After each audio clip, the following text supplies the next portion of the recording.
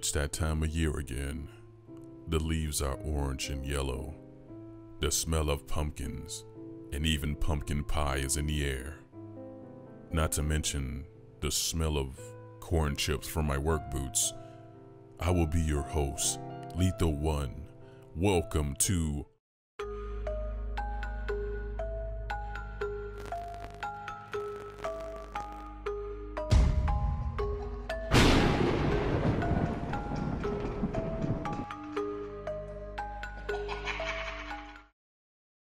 Dracula Vlad Tepes is the main antagonist of Castlevania and is one of my favorite villains of all time. Not only that, he is my second favorite character in Castlevania, period. He's only second to Simon. He is a very complex character that's based off a couple of evil tyrants. For example, Vlad the Impaler, and of course Bram Stoker's Dracula. The game hints at these with items like Power of Sire from Symphony of the Night. Today, I, Lethal One, will tell you about his life story until his death. Matthias Krunkvist was a good friend of Leon Belmont. He was a brilliant man who dabbled in the secret arts of alchemy, a science that experiments with the arcane. One fateful day, while Matthias was on an expedition, his beloved wife Elizabeth passed away from an illness. Matthias was grief-stricken and bedridden. Leon had to continue his expeditions without his buddy. Sometime later, Leon's fiancée was kidnapped.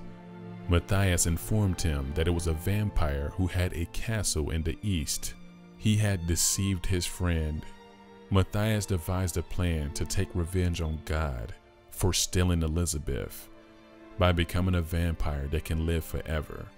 He manipulates Leon and Walter Bernhardt, who was an extremely powerful vampire, to get his hands on the Crimson Stone. By acquiring the Crimson Stone, the deity known as Death bound himself to serve Matthias. He only served whoever was in possession of the Crimson Stone.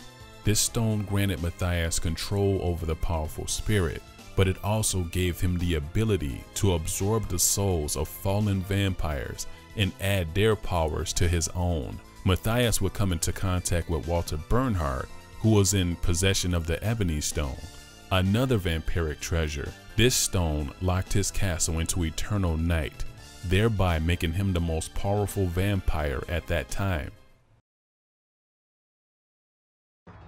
At some point, Walter got bored with his immortality, so he would steal things that humans treasured most. They would desperately come after it, thus creating a conflict between humans and Walter, and a deadly game of life and death. Matthias suggested that Walter capture Sarah, who was Leon's fiancée. Walter did so. Leon went after her. Leon would arrive at Walter's castle, where he confronted the vampire. A battle occurred. With the help of his vampire killer, Leon fatally wounded Walter in battle. As Walter lay there dying, Death appeared and took his soul, giving it to Matthias. Matthias got all of Walter's powers, and he became the most powerful vampire alive. Matthias confessed his gratitude. He explained that he knew Leon could kill Walter, and he used him to get Walter's soul. The vampire killer swelled with rage. Matthias offered his friend eternal life. Leon instead swore that his clan would forever hunt him down.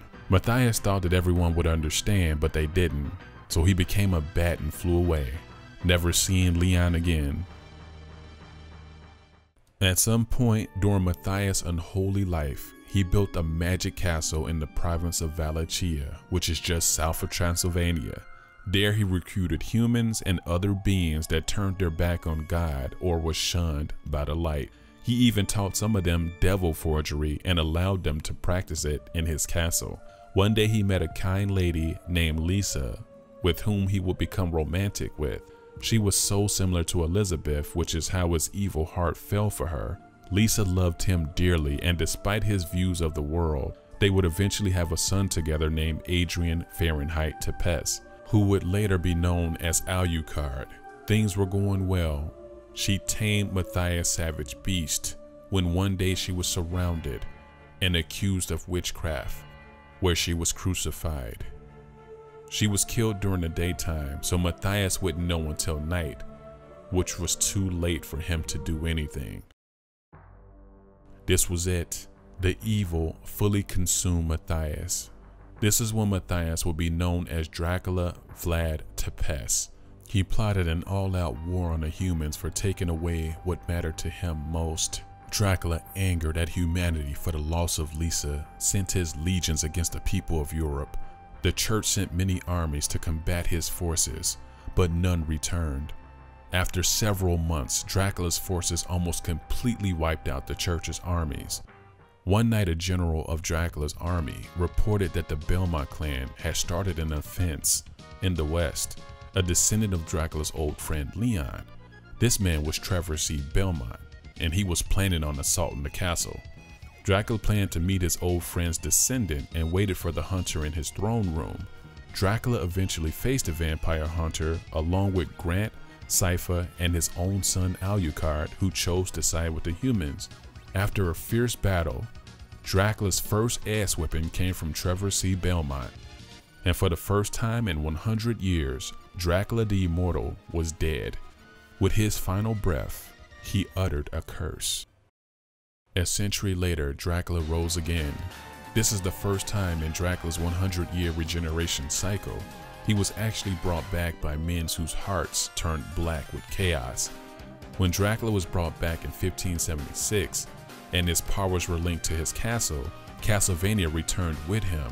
Strengthened from his long sleep, the vampire resumed his assault on mankind.